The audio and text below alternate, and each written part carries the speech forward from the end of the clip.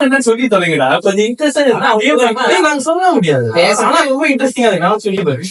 என்ன பண்ணணும்னு சொல்லுங்க என்ன சொல்லுவோம்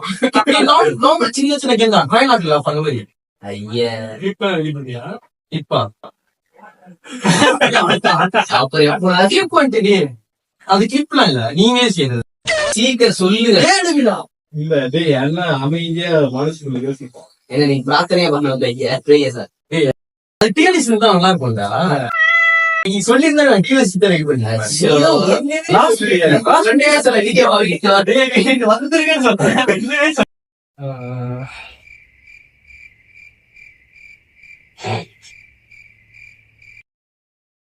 அடிக்ஷன்